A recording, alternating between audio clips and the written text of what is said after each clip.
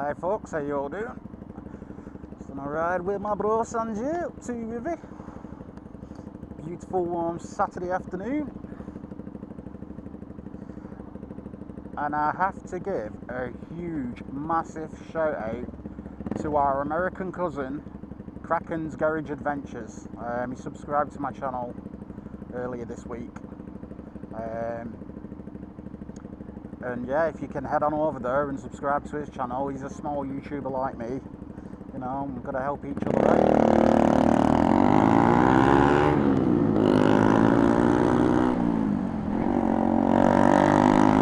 Have a look, see right there we are.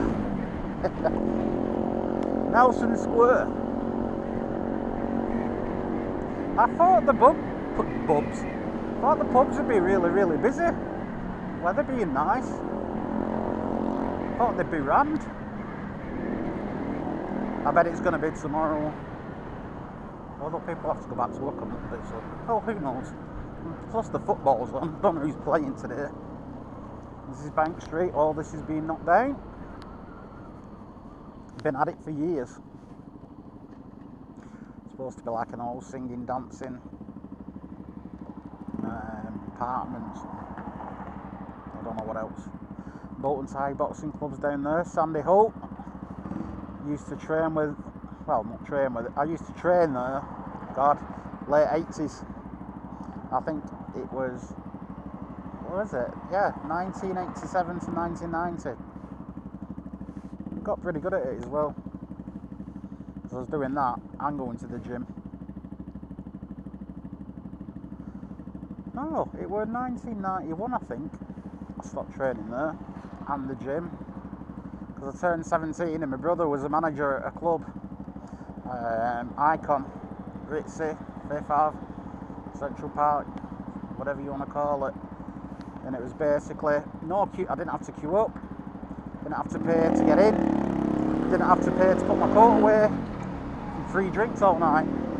Can't say better. Can't say better than that. As a matter, I think we're going to pass where it used to be. Best nights of my life there. I think I was in my 30s when I stopped going there. So yeah, good 17, 18 years stint.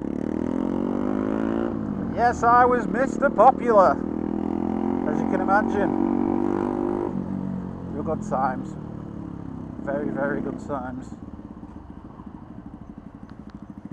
Traffic everywhere. They're over there on the left, just near the lights. Can't see it. Buses in the way. Yeah, that used to be the club. Cinderella Rockefellers, all that. Used to be there. The building was in a really bad state of disrepair. And the people that were running the club just got to the bottom line. I'm going to have to call it a day on this one. I hope you can hear me.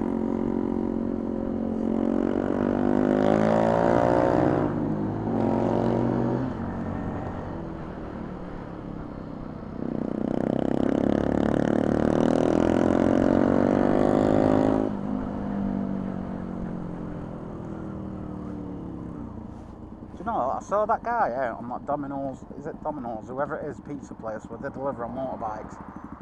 And it was like 10:15 in the morning. And I think, you stole it! And I'm thinking, what a crazy time to be eating pizza.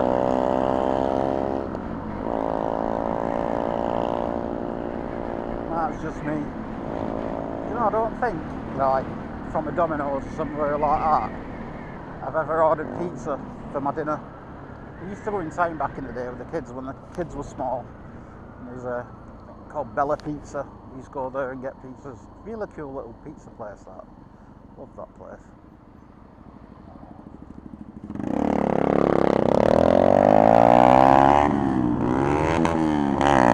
What's he doing today?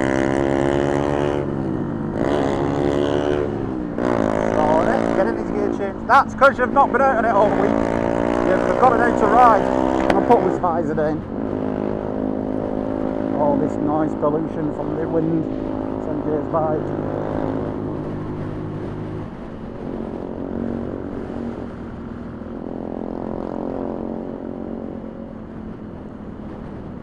yeah, it's another glorious day. It's 20 degrees, 22 degrees Celsius. It's supposed to be scorching tomorrow around about 27, 28 mark.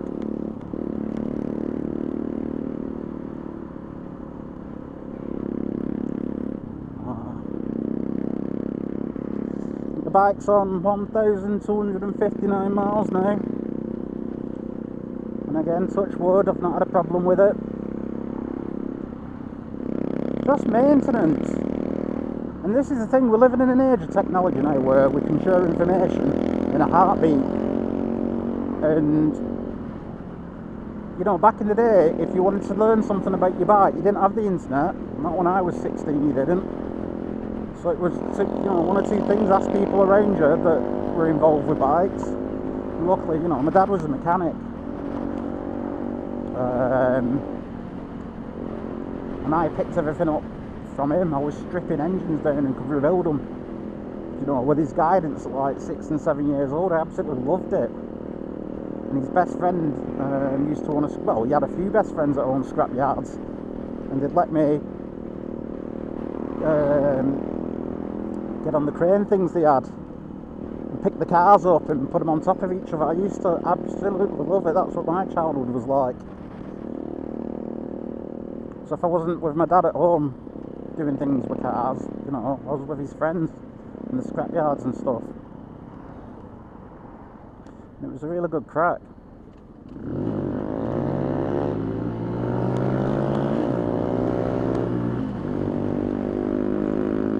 So yeah, I've you know, been around engines, bikes and cars all my life, and I'm more than happy for you to ask questions, you know, regarding the Benelli. Like I said, it's maintenance, and like I said, there was a forum that I was looking through the other night, and people were again slating these tyres, and I'm thinking to myself, look, yeah, if you get like Michelin's or Pirelli's or whatever and whack them on your bike, of course they're going to be better than these tyres. You know, these tyres aren't built for grip, let's be honest, they're built for longevity. It's the whole point of them. Like scooter tyres, you get scooters, their tyres, you know, they last for years and years and years and years. But in the dry, absolutely no problem with this bike. And in the wet, I naturally take things easier. I don't go around bends and things like that the way I normally would, you know, in the dry. And I'm the same when I'm in the car.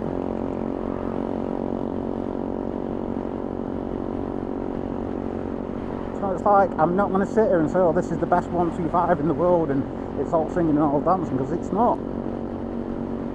You know, yes, it could have better tyres, yes, it could be, you know, is it the full 14 or 15 horsepower that 125s are allowed to have?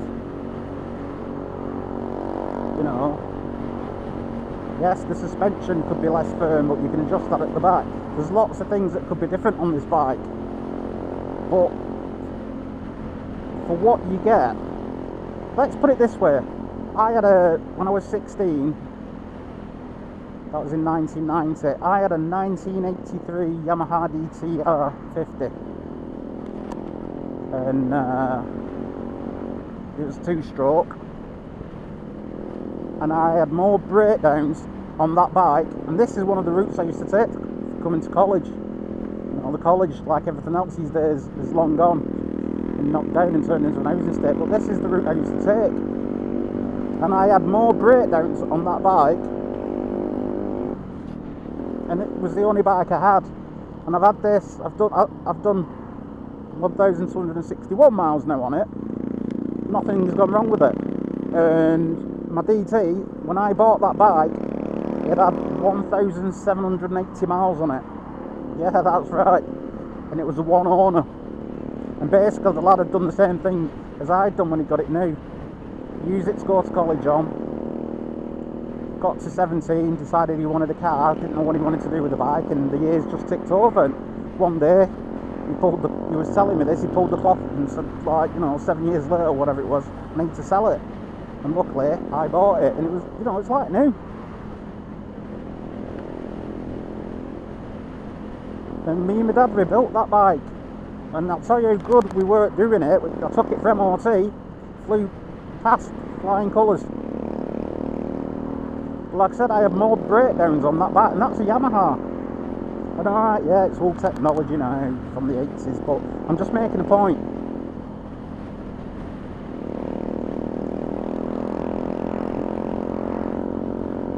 You know, yes, it's a Chinese bike, but it's built under license from Benelli, and if you look into that, you know, look into what the agreements are when it's built under license. It has to be built to a specific standard,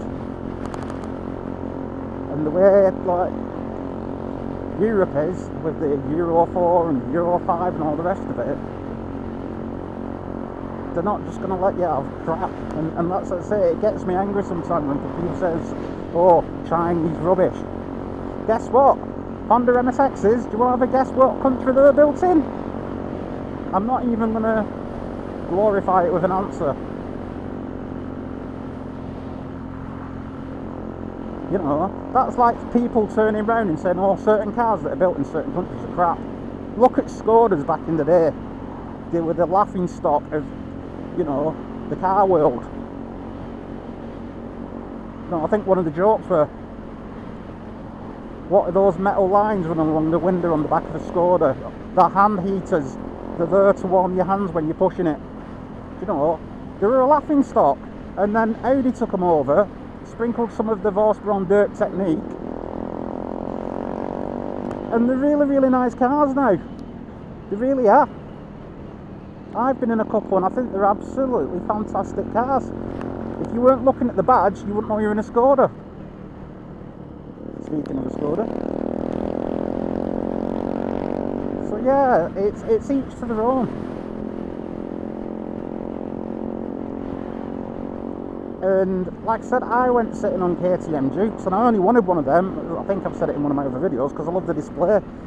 You know, it's lit up white, and then like when it goes dark or you go into a tunnel, the screen goes from a white background to a black background. And I thought, wow, that's fantastic, I love that, it's brilliant.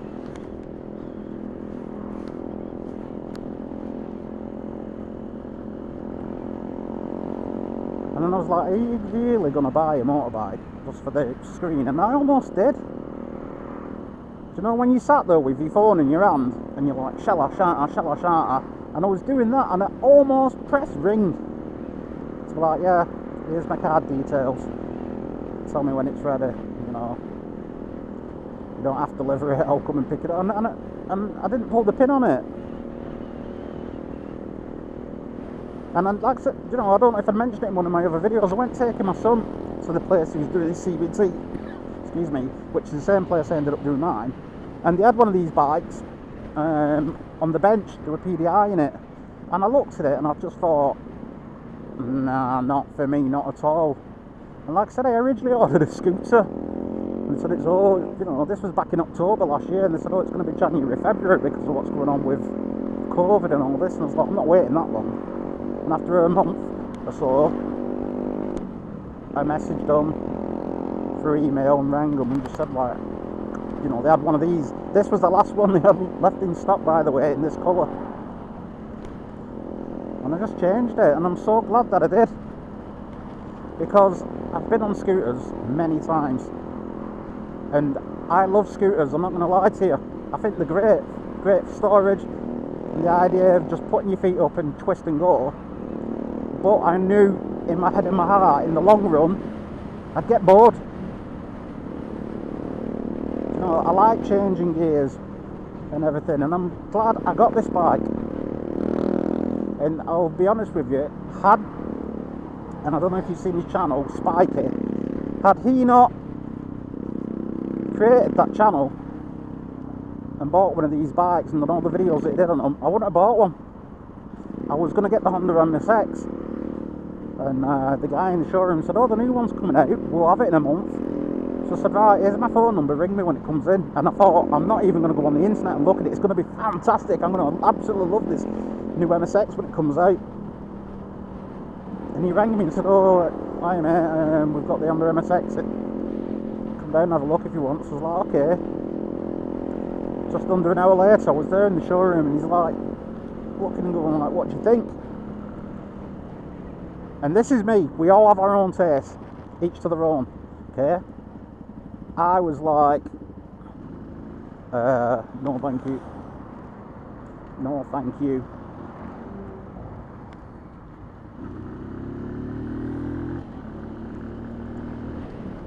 And I'm not knocking Honda, it's just I prefer the older shape, if I'm honest. I really do. And when I saw the new one, I was like, the only thing I liked about it was the LCD display, and that was it. And my heart sank, because like I said, I expected it to be this all singing, all dancing, you know, and for me personally it wasn't. If anything, it was a bit of a letdown. But having said that, some people look at the older model, which is the one I was going to get, and be like, that's disgusting, and they'll look at the new one and go, that's brilliant, that's miles better than the older one. But like I said, each to their own. And it's like the money I saved getting this bike compared to getting the KTM Duke or the MSX, I can't see where I was spending the extra money on the other bikes. I really can't. And I don't know how long I've been recording for. So yeah, that's my little rant. Over and done with. So any of you that's, you know, watching my channel, I don't know,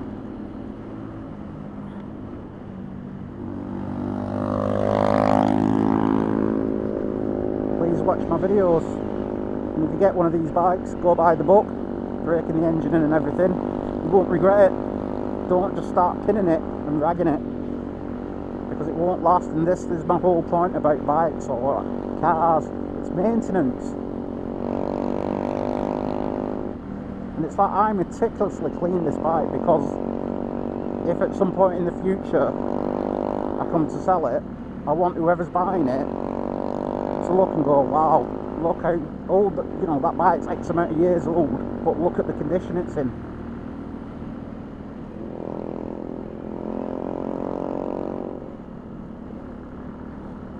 And you look how many people are posting on the Benelli TNC website, on Facebook and stuff, saying how much they love these bikes. And I'm talking guys with big bikes, 1000cc bikes. They know there's so much more fun, these bikes, and the twisters and stuff like that. And they are the great bikes. And I'm not saying that because I own it. I'm saying it because it's a fact. And yes, over the years I've had to go on a lot of different 125s and car parks and stuff, and at the time I really appreciated them and thought, yeah, these bikes are fantastic. But compared to owning this, and I'm not, you know, like I said, each to their own where taste is concerned, but I think they're such beautiful looking bikes. I really do. I love this to bits. I can't go a week not riding this. I think this week's been the longest. I went out with Sanjay on Monday, and then yesterday, which was Friday, I had to go out on it. I actually start feeling stressed out because I've not been out on the bike. I can feel the stress building. And I came out on it on my own last night for an hour. Well, just over an hour. And that's how much it's got to me, having this bike. You know, I can't go a week without riding it. And I've said in one of my other videos, I don't care what the weather's doing, I'd rather have a bike all day long. I really would.